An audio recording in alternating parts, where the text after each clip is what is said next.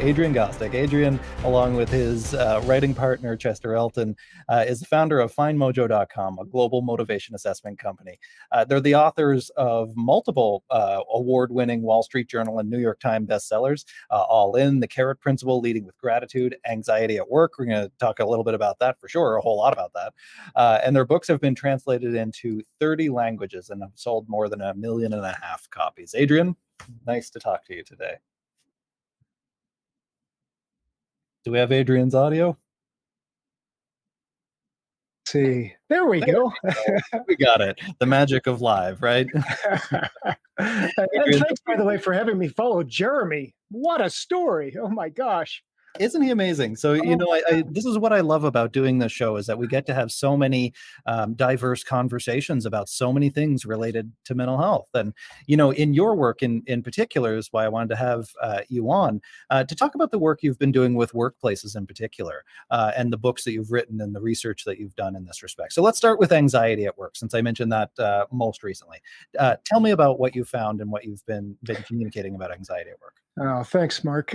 We work, Chester Elton, my co-author, and I, we work with a lot of larger organizations. And probably a couple of years ago now, I was working with a big defense contractor, and I did my usual spiel on culture and team building, and I opened it up to questions, and probably about 200 senior executives in the room. And I noticed just about every question was around the mental health of their younger people. And kind of they were coming from the perspective of, why can't they keep up? Why can't they do the things that we used to do? We used to work 6 hours a day, 15 hours a day, 6 days a week, 15 hours a day. Why can't they work like we did? And as I started talking with them, especially around younger people coming into the workplace, we started talking around mental health, around anxiety, depression, some of these ideas that really were very new to these leaders. And the problem was, as you know, they just weren't talked about at work. If you have a sniffle, we say, don't come into work. If you break a leg, we all understand. But if you have a mental health issue, well, I'm not going to tell you about that. I'll never hear the end of it. So it was just starting to come out. Then, of course, the pandemic hits. We were in the midst of writing the book when the pandemic hit. And then we really all began to realize this mental health stuff, it's not only real for our younger people coming in, it's real for me as well. Yeah. So how do you see this actually changing, when we eventually do come out of this, and we will come out of it eventually? How do you think this will fundamentally change how corporate America, corporate Canada deals with mental health in the workplace now that it's so personal? I certainly hope so. The organizations that we're working with, the smart ones, are starting to realize that, look, if they want to keep their talent, that they have to be a lot more compassionate and empathetic than they've ever been. In fact, we were just chatting with a huge retailer in Canada yesterday. Their whole theme for their new year internally is around wellness. It's around making sure their people feel strengthened. So I think this pandemic has had some silver linings in a way.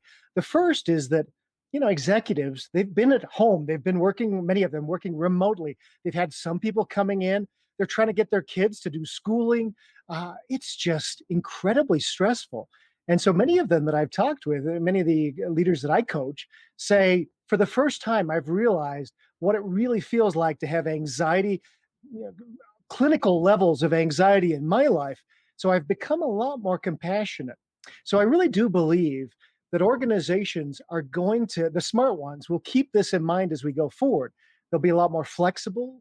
I just wrote an article today in Forbes about that the workplace of the future is going to be a lot more remote than we've ever been used to, that we can still build culture and we can still be compassionate and care for our people, even if they're not with us every day.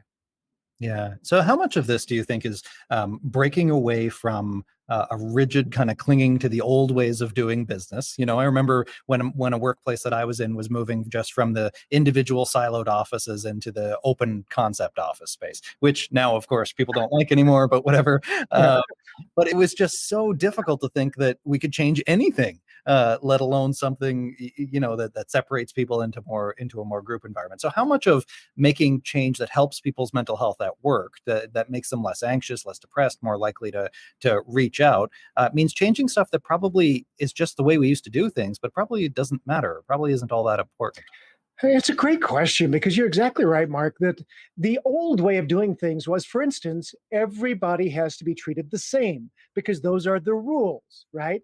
And Mhm. we all follow the rules and we're all treated the same. Well, we found out that's a stupid way to manage people, right? Because everybody is very different. I may have some people who really don't feel a lot of anxiety at work. Maybe they want additional pressure and stress.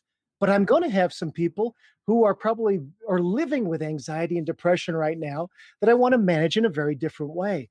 But Mhm. as I look at those people and I'm a little bit more compassionate, I'm a little bit more thoughtful, we're having more deeper conversations instead of just saying, "Hey, how you doing?" I'm digging down. "How are you today?"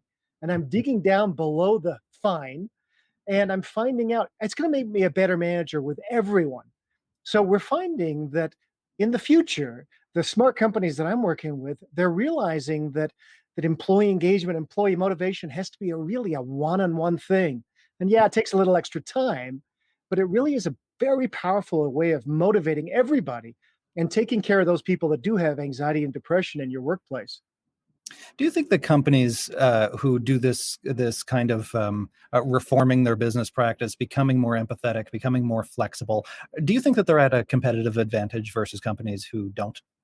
Yeah, I'm smiling because a CEO that I coach, when we began working, he told me, we started talking about mental health, and he was like, "Stop me!" He said, "Whoa, whoa, whoa!" He says, "Look, we use anxiety in our workplace as this wrench.